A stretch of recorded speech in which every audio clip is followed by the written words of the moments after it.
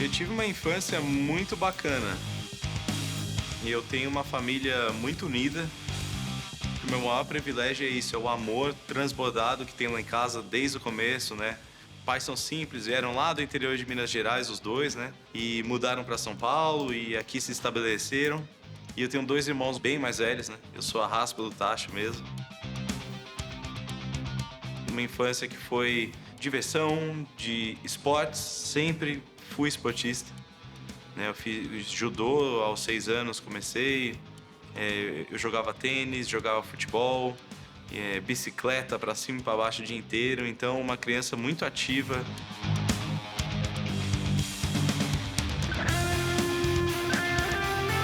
Acho que eu tive uma adolescência, que todo mundo tem. Eu amava tocar guitarra, amava blues, amava rock, amava esse tipo de música. E a minha banda favorita era o AC/DC.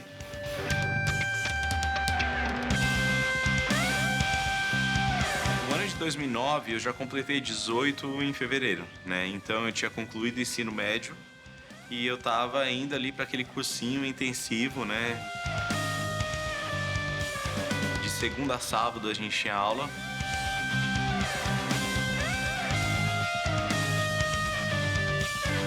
Eu ainda não abri a mão naquele ano de academia. Futebol à noite com os amigos e sexta e sábado a gente saía. Naquele ano de 2009 eu tinha contraído já 2 vezes amidalite. E em agosto eu contraí uma mononucleose viral, né? No dia 11 de setembro, que foi aniversário do meu irmão, meu pai tinha tirado férias, foi viajar com minha mãe. O meu irmão mais velho morava em São Paulo. Esse meu irmão do meio, o Lucas, que era aniversário dele, ele morava no Chile, ele trabalhava lá. Ele e a noiva dele na época, né? Eles vieram de surpresa no dia 11 me visitar e foi aí que aconteceu. Eu fui pro cursinho de manhã. No almoço, às sextas-feiras, a gente tinha esse costume dos amigos, né, de sair, de almoçar, dar uma esparecida na cabeça, né? Só que aí eu nunca terminei esse almoço, né? Ele foi interrompido, comecei a passar muito mal. Foi aquela dor de cabeça forte, foi febre intensa, taquicardia, dores nas extremidades, nos membros. Quando eu acordei de madrugada, já não conseguia me mexer direito. Eu pude pegar o celular, ligar pro meu irmão que estava dormindo no quarto ao lado, junto com a noiva dele, a Ju, e ela é médica, né? Então na hora que ela veio ao quarto e me viu, ela começou a gritar que é meningococcemia, meningococcemia. Minha última lembrança é das portas da ambulância se fechando, e eu conversando com os médicos e eles falando, ó, fica comigo, e eu não tenho mais lembranças depois disso, né?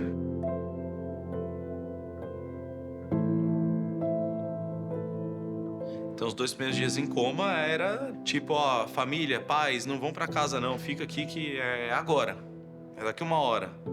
Ah, não, não vai acordar de manhã. E aí eu fui indo. O diagnóstico foi uma sepsemia causada pela meningite bacteriana. Acordei 6 dias depois, bem confuso, aí eu fui entender a situação, meus braços e pernas ainda estavam gangrenados, né? Se me mandasse para amputar, eu provavelmente também viria a óbito, né? Porque eu não tinha os sinais, eu não aguentaria uma cirurgia longa de amputação de 4 membros, sabe? Fui quase um mês esperando, e nesse mês eu tinha muito tempo para olhar e pensar na situação, né? E ver os rostos preocupados quando eu perguntava, então eu fui entendendo até o momento que 1 semana antes eles falaram, ó, você tá com muita taquicardia, a febre tá subindo, eu tinha contraído uma infecção hospitalar e falou, nós vamos ter que amputar de qualquer jeito, do jeito que tá mesmo, nós vamos ver onde que a gente vai conseguir salvar para tentar manter o máximo de membro possível, né? Mas vai ser amputação de 4 membros, não sabemos aonde, com certeza vai ser acima, né, do joelho, nas pernas, talvez a gente consiga fazer abaixo do cotovelo nos braços. Então é uma sensação muito esquisita de você falar, beleza, daqui a 1 minuto eu não sei, eu vou ver Deus, ou não existe nada, ou vai tudo apagar, mas se vai tudo apagar, como é que eu sei que vai apagar, né? Pra onde vai minha consciência? 2 semanas depois de coma, eu acordei. Eu tinha 1,80 m antes. Então eu tava acostumado, a maioria das camas, sei lá, vou dormir de bruço, eu chegava um pouquinho para baixo e deixava o pé para fora da cama, né? E nessa situação eu acordei e eu vi que o contorno do lençol tava muito diferente do que eu tava acostumado, né? Eu tinha acabado de ser amputado realmente. Sobrevivi, 2 semanas em coma.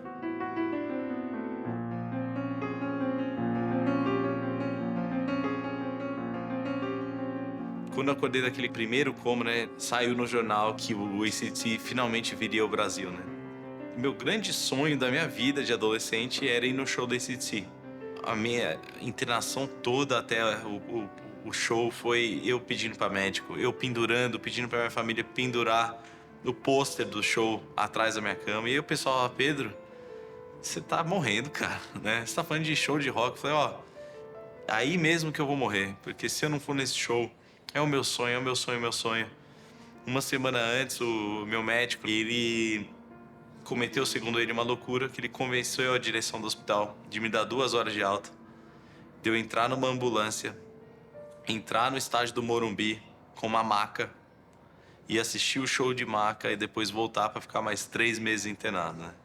E ali chegou o dia 27 de novembro, nós fomos lá, todo a caráter de roupa da AC/DC e tal, e eu pude assistir quase todas as músicas. Fiquei bravo que eles me tiraram na metade da última lá, antes de soltar os canhões. Foram 2 horas ali que eu esqueci dos meus problemas e que eu fui feliz, que eu curti a vida.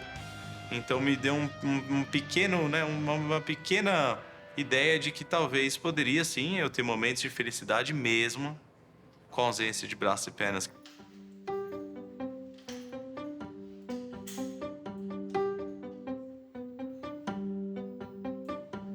Quem sempre cuidou de mim e fazia essa ponte entre família e hospitais e médicos foi o meu tio, o meu padrinho. Ele era cardiologista. Ele falou: você teve uma meningite meningocócica, né?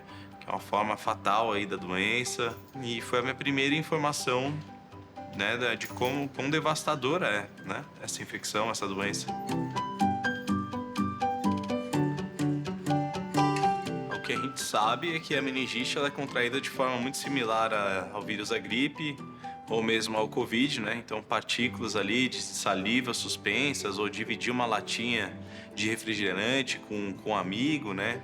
Ou por um beijo, por um abraço, por estar muito próximo. Tem uma porcentagem até que relevante da população hoje, agora, carregando, né?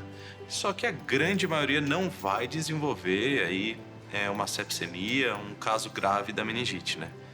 A gente está acostumado agora com as cepas do Covid, né? A meningite tem 5 principais, que é a A, a B, a C, a W e a Y.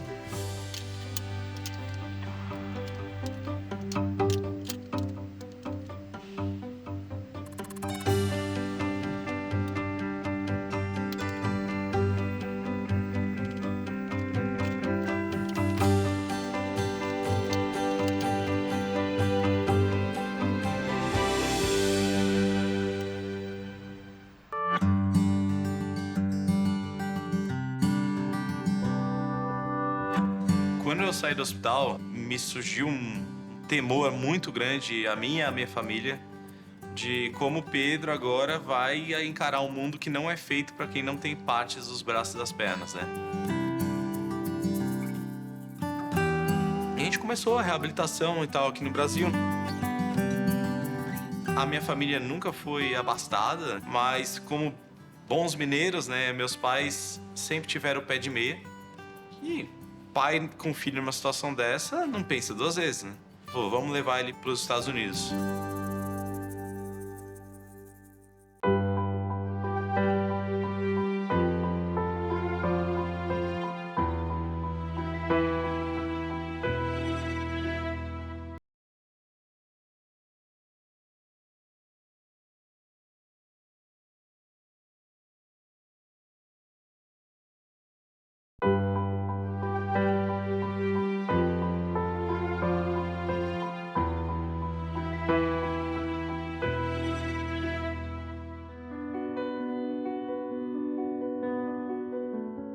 Nós fomos fazer um programa de reabilitação lá nos Estados Unidos, em Chicago. não sabiam o que fazer comigo. Quando você perde acima do cotovelo, a prótese vem até a altura do ombro. Quando você perde acima do joelho, ela vem até a altura do quadril. Imagina ficar coberto por armaduras, né? Pesadas e quentes. Já estava quase ao ponto de desistir quando eu conheci o vice-presidente de uma empresa grande lá. E ele veio até o nosso apartamento e falou: vamos com a gente, eu vou te ajudar. Eu não tenho um amputado de 4 membros, mas eu tenho um amputado de 3. Pô, dirige carro, que vive a vida sem cadeira de rodas. Ele perdeu as 2 pernas acima dos joelhos também. E aí eu cheguei lá em Oklahoma, né, depois disso, e fui dar a última cartada. Chegando lá, me deparei com um centro nada ortodoxo e eu me reabilitei com veteranos de guerra do Afeganistão e do Iraque. 20 dias depois eu volto pro Brasil empurrando minha cadeira de rodas. Chego aqui, eu dou a cadeira de rodas para instituição de caridade e faço o comprometimento, né, de que eu nunca mais sentaria numa cadeira. E desde o dia 6 de dezembro de 2010 que eu não sento numa cadeira, né, que eu vivo a vida sem cadeira de rodas. A lição de casa é o mais importante, né? Você praticar aquilo que eles ensinam todo dia, que é você tomar as rédeas ali da sua vida e falar: cara, eu vou fazer, vai demorar mais, eu faço questão de fazer, porque se eu não fizer isso, daqui a pouco eu não faço aquela outra, daqui a pouco eu sento numa cadeira de volta e daqui a pouco eu me rendo, porque a força da natural, a correnteza da minha vida é muito mais forte. Então eu tenho que nadar forte todos os dias, pra pelo menos estar de igual para igual do que eu era antes.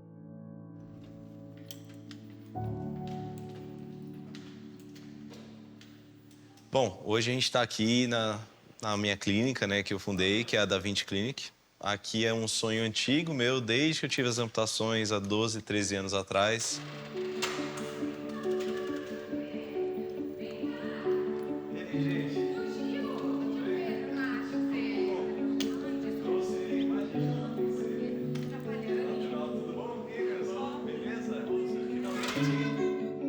Qual é o nome de vocês?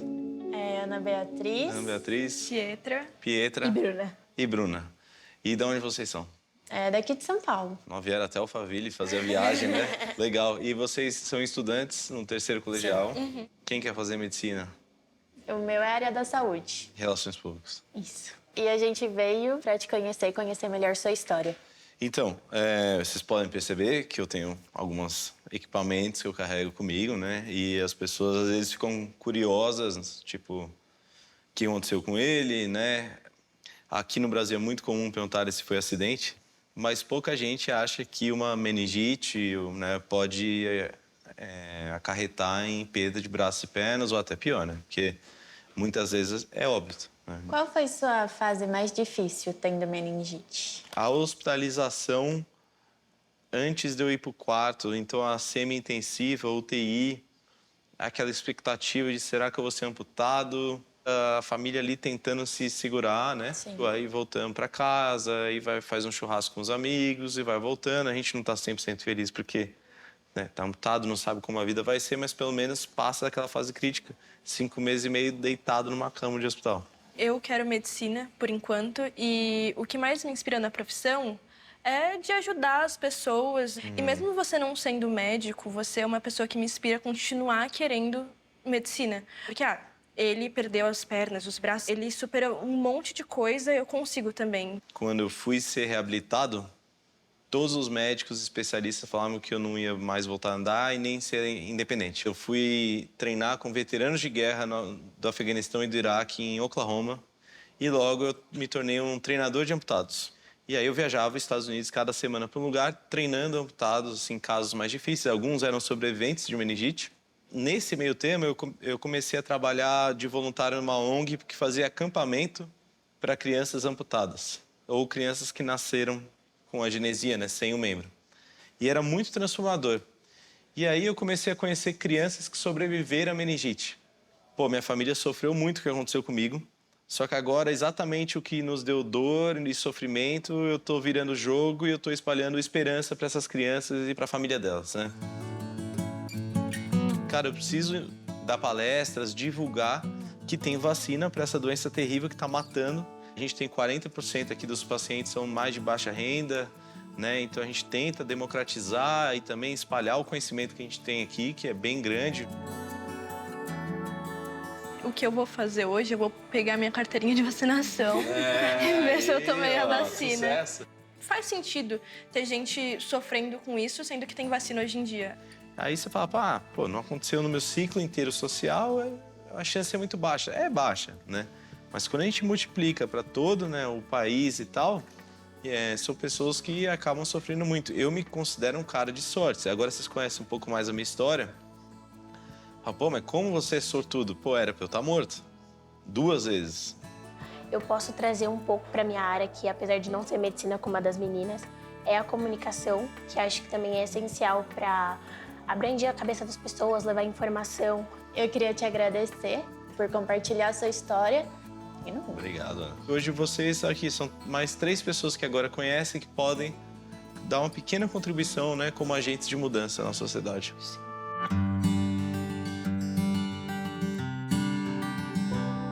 Eu quero que a pessoa que está lá onde Pedro estava 12 anos atrás não pense que ela tem que ser café com leite. Ela pode estudar, ela pode arrumar namorado, um marido, um companheiro, uma companheira. Não é porque você virou agora, entre aspas, uma pessoa com deficiência que você não pode, né?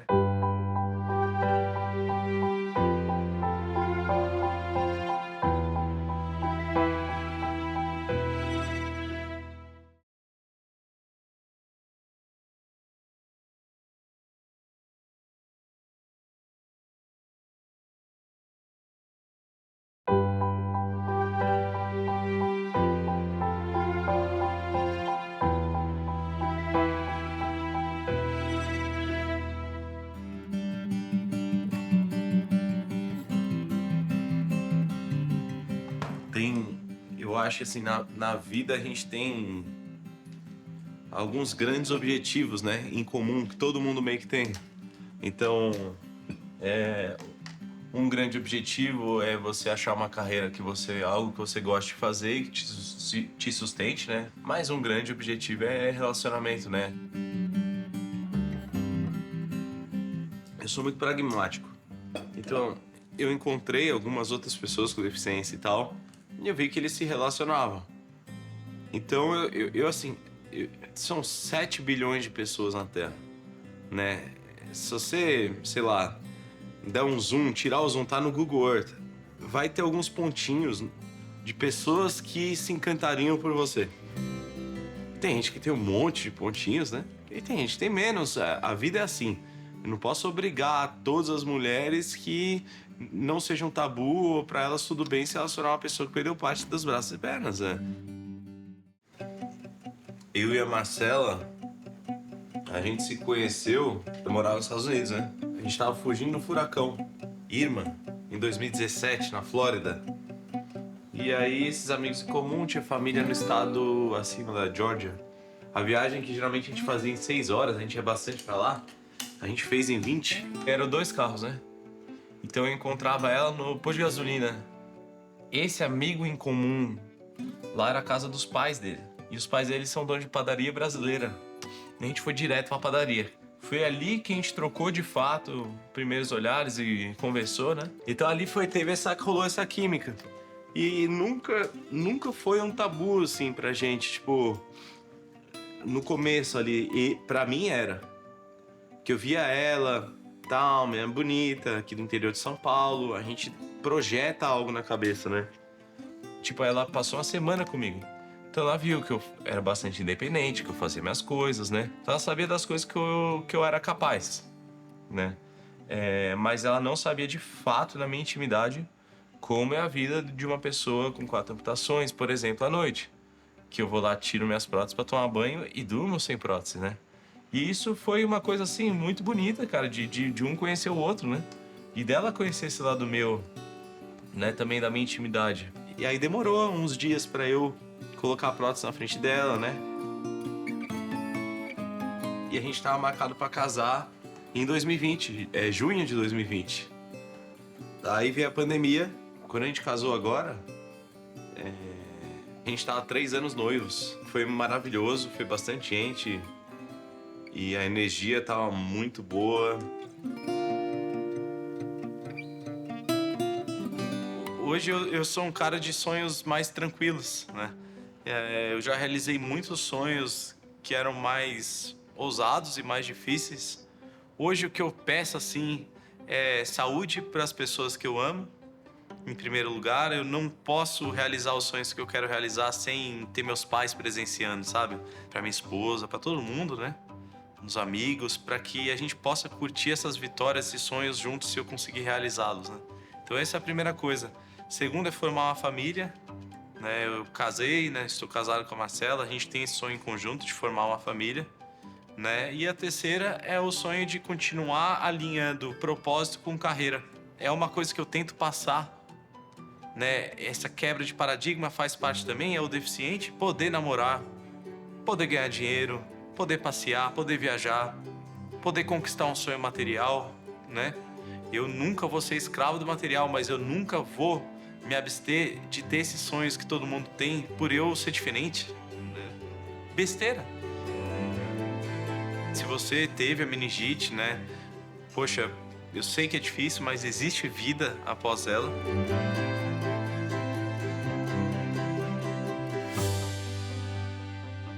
Encontrar o João e o Vitor, para mim, significa fazer de um limão uma limonada, transformar algo que foi triste para mim, para minha família, em algo positivo agora para a vida de outros que estão passando algo similar.